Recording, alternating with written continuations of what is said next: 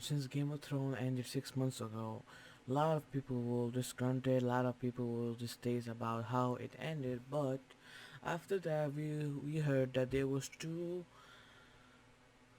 prequel series that were in the works in the HBO regarding the Game of Thrones. One of them was a prequel, which was set 1400 years before the events of Game of Thrones and even before the events of the Dance of the Dragons and when uh, dragon came to Westeros and Targaryens when they conquered the Westeros and all that. It was about the first men and how they came about and how the White Walkers were created, and the second was about the House Targaryen.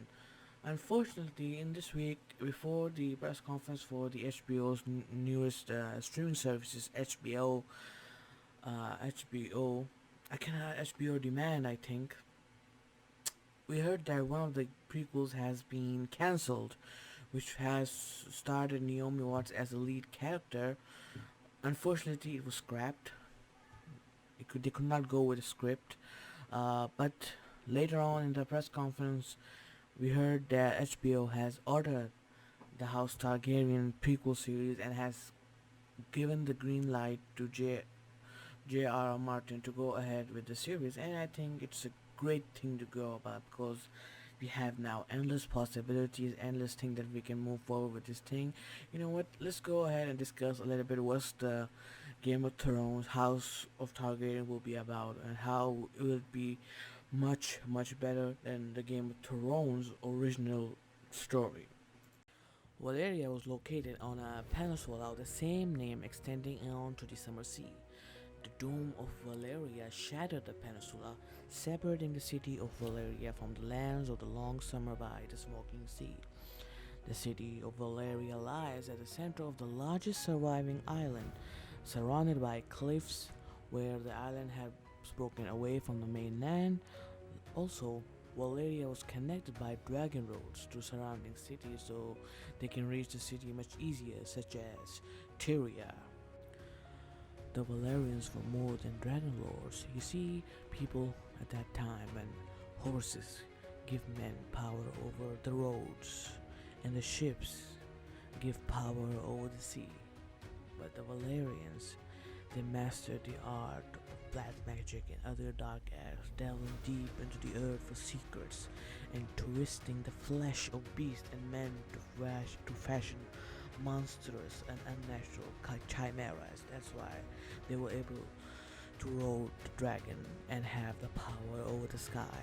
And it's because of that it is believed that for those sins the gods in their wrath struck Valeria down. So that day finally came upon when the doom of Valeria came.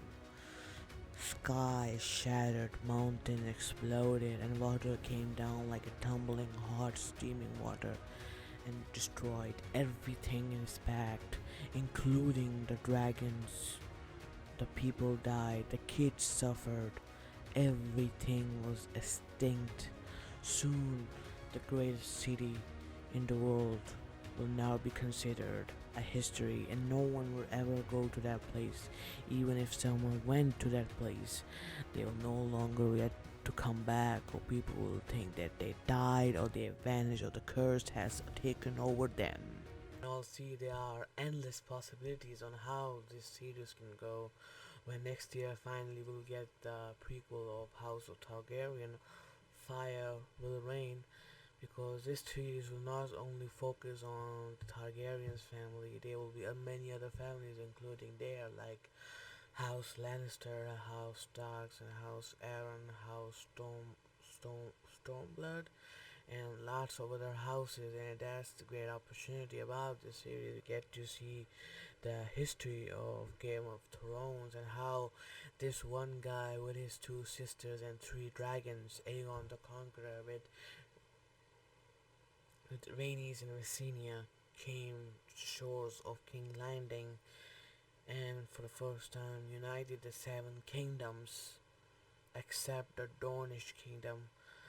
But needless to say, people, this is a great opportunity HBO have in their hands, and they better not mess this up because Paul could quite possibly this could be better than the main story of Game of Thrones, you know.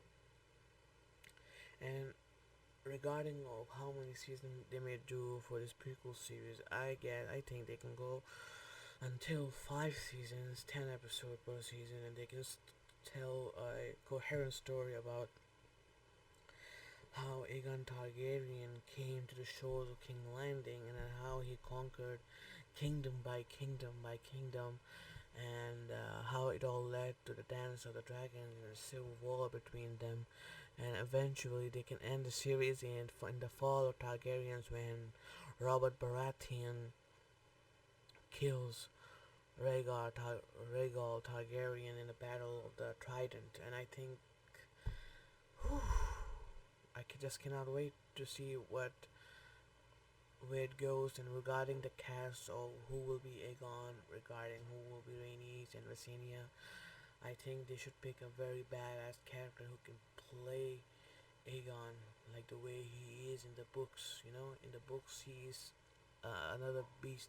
They should not waste this chance. They should not freak this up, because the thing is, we are already disappointed with how the Game of Thrones season 8 ended, and we cannot take any more disappointment from HBO. But the thing is, the good thing about it is that David, David and David. David and Dan, they are not directing this thing, and I hope it stays that way. I hope HBO doesn't bring them for one of the any episodes and ruin and the experience that we have.